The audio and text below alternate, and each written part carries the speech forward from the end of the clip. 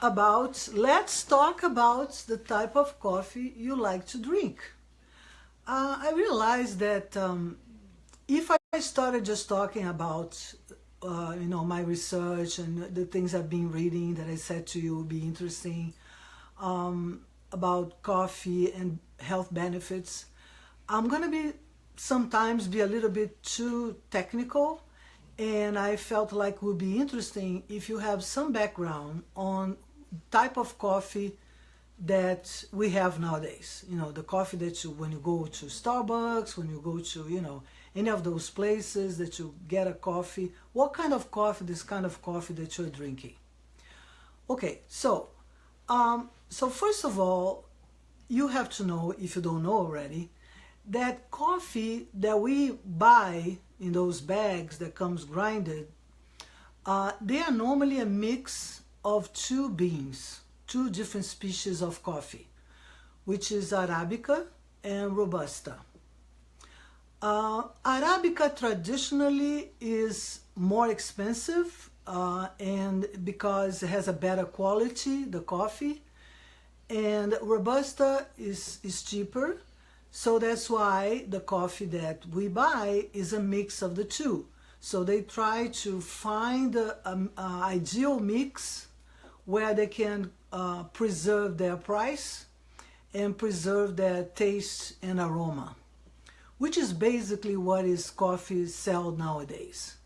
And one of the purposes of my talks is exactly to educate, regular consumer about the coffee that you drink, because I know coffee is delicious, you feel the aroma and everything, but you definitely at this point in life, with all we're going to moon and everything, it's just not acceptable that coffee is still like a paper that I wrote, like a black box. So you buy coffee, and if you look at the bag that comes with the coffee, there's no nutrition facts, meaning that there is no description of the basic chemical composition of the coffee that you're buying. Have you thought about that? Probably not. But the reason for that is because, first of all, just like I said, coffee is a mix of two beans. And since they vary a lot sometimes, this mix, if they put a specific composition, they have to stick with that composition. And that will determine what kind of coffee they are buying that could influence the price, the final cost. So, I am not a coffee producer, nothing like that, but that's what I believe to explain why, even if just a potato has a nutrition facts, how come coffee doesn't have a nutrition facts label? But anyway, so I'm going to tell you what normally coffee has inside. Okay, first of all, I would like you to think, if you're not the person who prepares your coffee, you just buy coffee, outside, for you maybe to ask to the barista, whoever is preparing the coffee for you, what kind of coffee are you brewing today? And then they will tell you probably from where it comes from, and maybe they will tell you also the degree of roasting of that coffee. Is that important? Yes. Basically, the final chemical composition of the coffee that we drink depends on the origin, because that tells us how good is the geographically situated area. So how good is the area good for the growth of coffee, and also how that coffee was roasted. Coffee is this amazing natural product that is the only one that, at least that I know of, maybe there's another one, I believe Guaraná is also like that, but you guys are not familiar with that. It's a Brazilian plant in Amazon. But anyway, coffee is one of the few, let's say, natural products that after being burned, because roasting is burn, is to burn coffee. After being burned, it gets better chemically and healthy compounds constituents. So, but you cannot burn too much. So there is a degree of roasting that is ideal. And actually there is a number that was given for this type of roasting, degree of roasting, that is was done by the SCAA, which stands for Specialty Coffee Association of America, SCAA.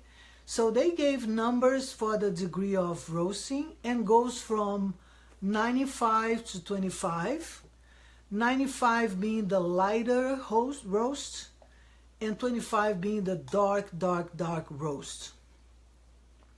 So if you are to buy your own coffee, I would tell you, you should look for medium to light roast.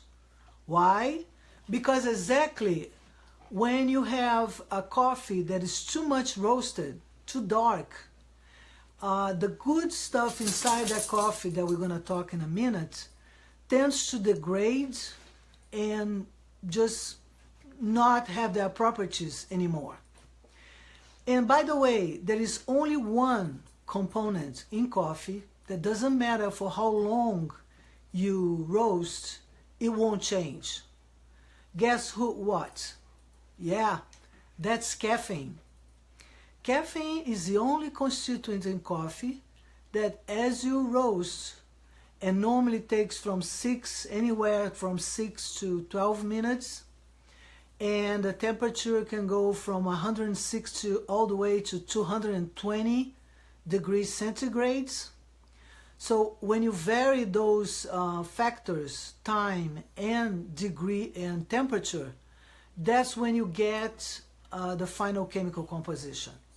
And the best composition is actually a paper that the group that I work with published, and I'll post on my website so you can have access and look at specifically what I'm talking here.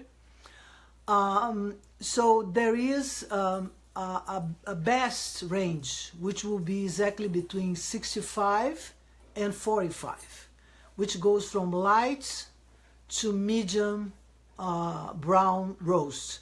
In other words, if you look to the ground coffee and you have that in your hands and you're looking inside the bag, that it should never look darker than a milk chocolate color. So it's a brown, but really brown, not dark brown like the color of my hair. That's not good. When you go from from brown, medium brown to dark brown, you start to lose the good stuff. The good stuff starts to degrade, and you just stick with caffeine, which does do good things, like make you more alert, increase your energy, increase your capacity of endurance during exercises and all that. But some people are sensitive. They might get some tachycardia, they might get some GI upset. So they're really better to keep the high amount of the other components. And those other components nowadays that are really in focus are a family of chemicals called chlorogenic acids. Chlorogenic acids are composed of quinic acid and caffeic acid, and those two, they can give birth to all different kinds of molecules. That I'm not gonna bother you with that. But along this series that we're gonna be talking, most of the time, the majority of the effects on health that we see, they come from this family of compounds, which is the chlorogenic acids, and not from caffeine. Actually, caffeine sometimes have opposing effects, and that might maybe explain why people who never drink coffee and drink coffee for the first time have some effects, And then after you start drinking more often, you don't feel these effects anymore because you actually get tolerant to those initial effects that normally are due to the presence of caffeine that, like I said, no matter what kind of coffee you're drinking, caffeine is going to be there all the time. So we spoke a little bit about coffee chemistry, type of coffee that you should look for when you are buying. And I also would like to highlight another constituents that are very important in coffee, which is coffee, you may not know, but it's very rich in some minerals. And one of them is really good for health, which is potassium. And as you know, nowadays many people buy foods, frozen food to eat. And one of the big problems is the high contents of sodium. And so coffee doesn't have that problem. The levels of sodium in coffee is very low, but the levels of potassium are high, which is good. Another mineral that is present in high amount is calcium, which you can tell, I mean, so many important roles of calcium in our body, not to mention the bones, not to mention the contraction of the muscles.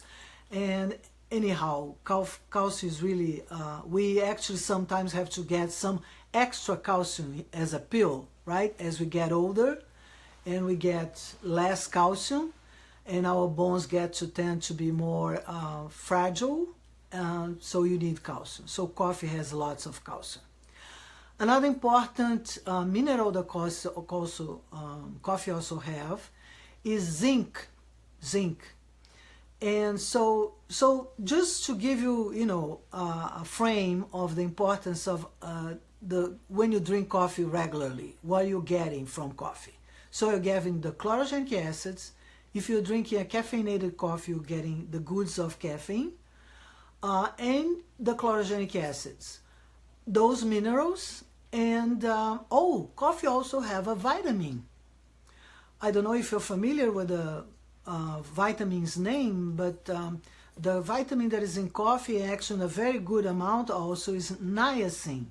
Niacin is also known as vitamin B3, belongs to the complex of B vitamins, and has a very important role in all the metabolism in our body. I mean, belongs to make a form of it's a precursor actually of an enzyme that is very important in our metabolism.